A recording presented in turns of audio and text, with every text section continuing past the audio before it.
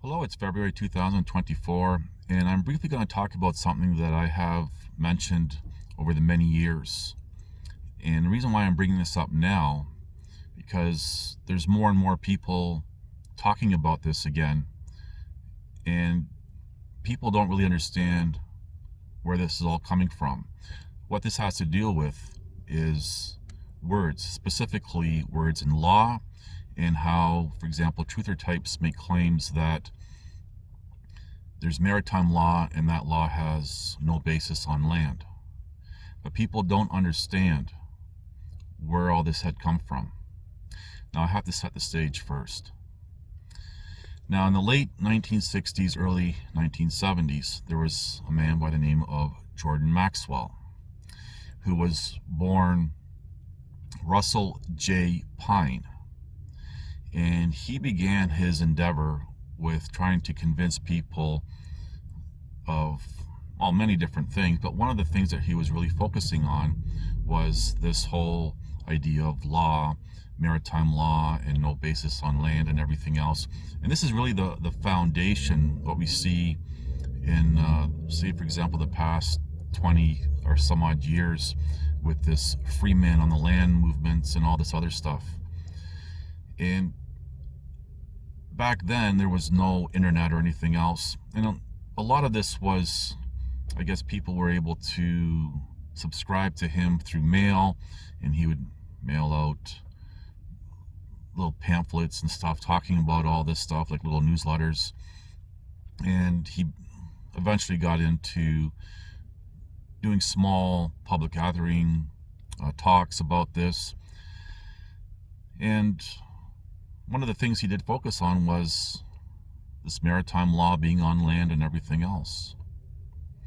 Now, it wasn't until the internet, more so, say, around the early 2000s, when a person by the name of Peter Joseph really took his work and started to spread it all over the internet. And this Peter Joseph did, as far as I know, 3 documentaries. Now, the first one he did incorporated a lot of truth into that. However, his efforts really had an underlying agenda, which had to do with a person by the name of Jacques Fresco, who was part of the Venus Project, which is basically a cult. And that was his way of really promoting that with the truths. And some of the truths that Peter Joseph would talk about would be, for example, fiat currency and how inflation is caused. And I'm not going to get into a lot of detail about that, but just in a nutshell, because I'm sure a lot of people are wondering, well, why is everything so expensive? Fiat currency is basically, and I'm simplifying this, really simple, has to do with introducing newly created money out of thin air into the money stream. And then every time there's new money being introduced, its value, because there's no longer a gold standard or silver or anything else, gets its value from money that's already in circulation. Thus, the money that's in circulation starts to devalue, and then prices go up through inflation. But anyway, and there's hidden tax and everything else. But that's not the point here that I want to make. So that's an example of something that Peter Joseph would say that would be truthful. And then he did 2 other so-called documentaries, and he started to really try to, with visuals, basically traumatize people. But going back to this Jordan Maxwell, so he really was the foundation to, for example, people today saying, you know, this maritime law and has no basis on land and everything else. And he even went as far as to talk about capital letters and how that's a fiction and everything else, and not understanding what all that was about. Now I'm just going to address the capital letters thing. In law, when you're writing someone's name, you put it in capital letters because, one, handwriting can be hard to read because everyone's handwriting is different, and printing with lowercase can have some confusion as well if it's not clearly written and everything. So, and then you're having to drop, say for example, like letters like G and Y below the line and everything, so everything's written in capital letters. But anyway, that's another part of the story. So in the 2000s, this whole idea with maritime law and using maritime terms started to pick up its pace. And it took several decades for Jordan Maxwell's work to, I'm going to use this descriptive, infect everyone, specifically, for example, truther types and freedom types. Now, I've said many times that there's a flavor of Kool-Aid on all sides of the fence, and everything is, as a descriptive, controlled. I've also said there's generational commitment by, for example, those who are imposing tyranny and injustice, or whatever you want to call it. They have generational commitment, and even within a generation, they will invest many decades to achieve whatever agenda it is that they want to achieve. Now, with that said, the common person, basically the citizen in modern terms, or the peasant, they're decades behind everything, and they basically just soak it all up. Just on a quick tangent, it's said that the technology that's given to the people are 20 years behind of what, say, for example, militaries might have. Well, the same thing with information. The common person does not have generational commitment, not even one generational commitment to anything. That's the difference. Now, when it comes to words in law, and I'm not going to give a law lecture here or anything else, I'm trying to be very simple with this explanation. If you want to know about law, go study law, and then practice it for a while or whatever, and then you'll understand better. But anyway, I digress. There's a lot of terminology that's used in law and has, for example, come from maritime, like terms and stuff, maritime laws. And you have to remember, throughout history, known history that's been told to us anyway, that these words became maritime terminologies, were mainstream in everyday life. And I'm going to get to something in a moment here which probably shock a lot of people. So it stands to reason that some maritime words, terminology, and so forth ended up being incorporated into laws of the land.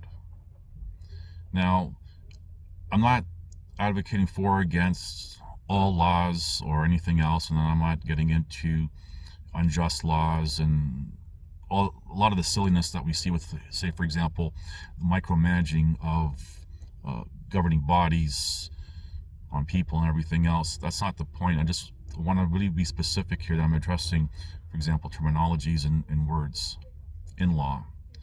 So over time, many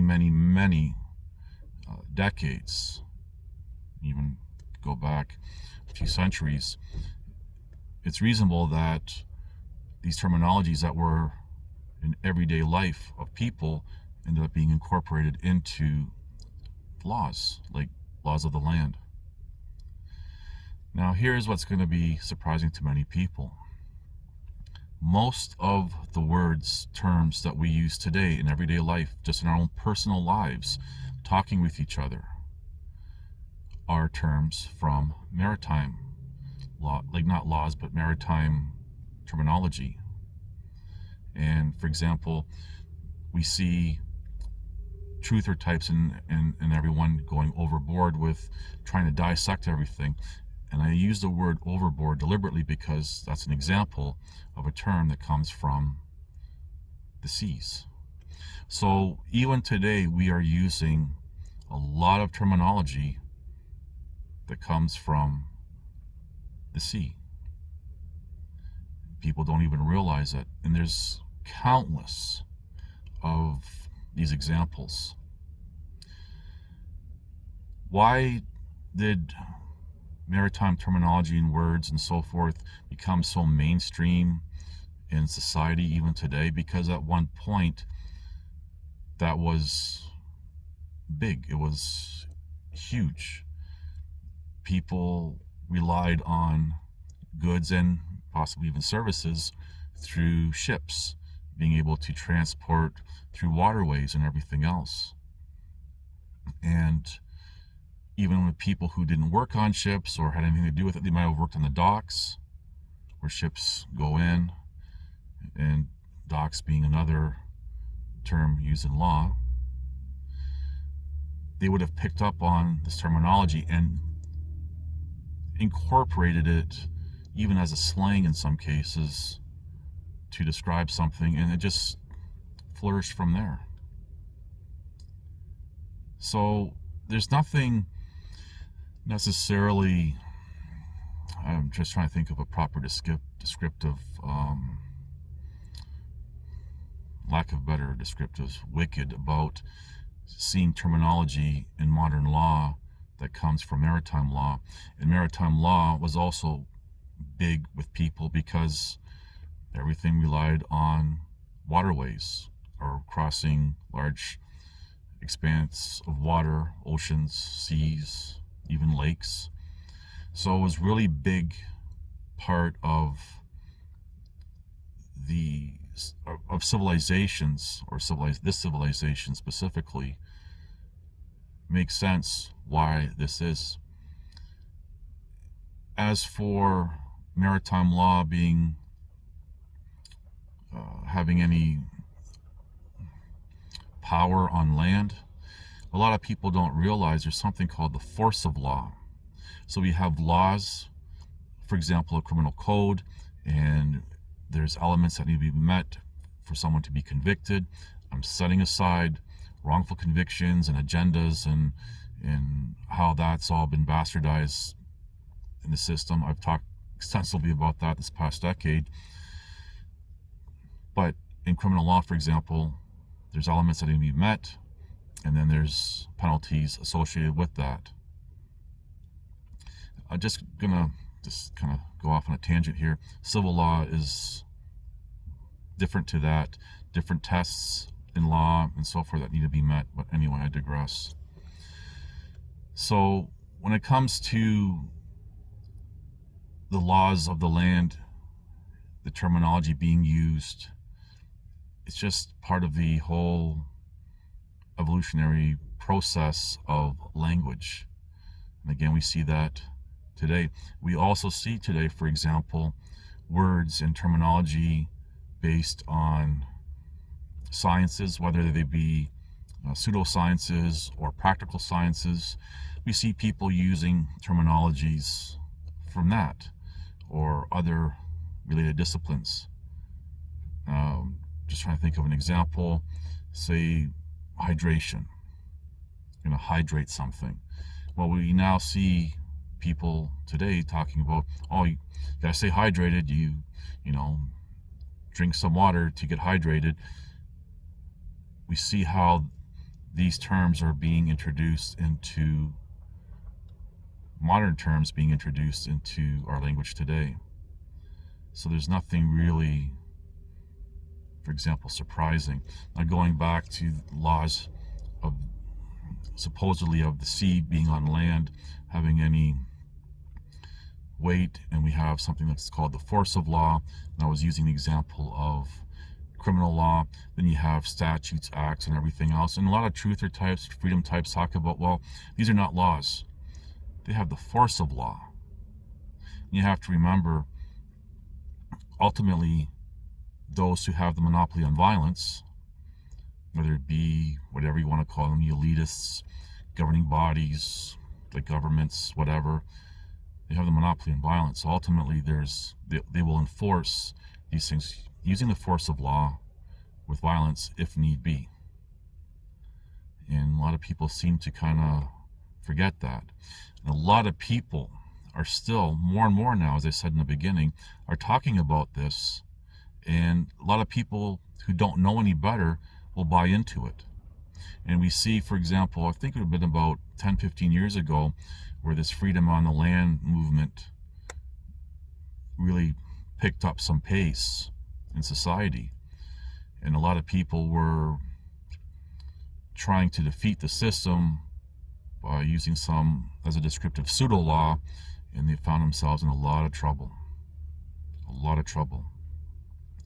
I said then, because I spent several years at least researching, talking with these people, trying to explain things to them, and didn't win me any favors.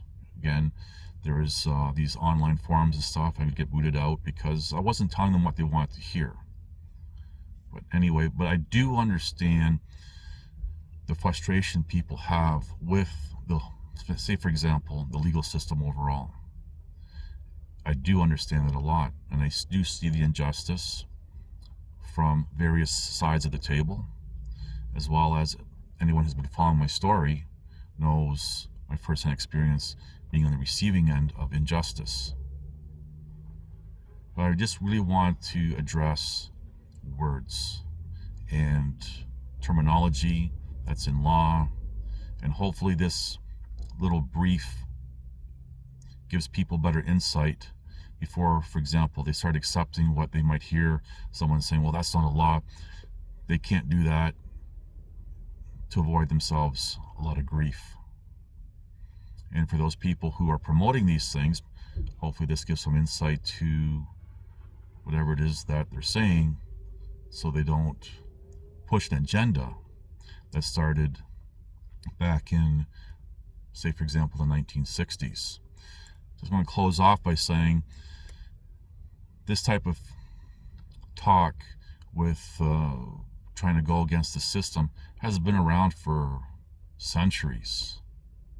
I'm simply addressing this latest, most current in our modern history to date. Anyway, thank you for watching. Please like, subscribe, comment, and share.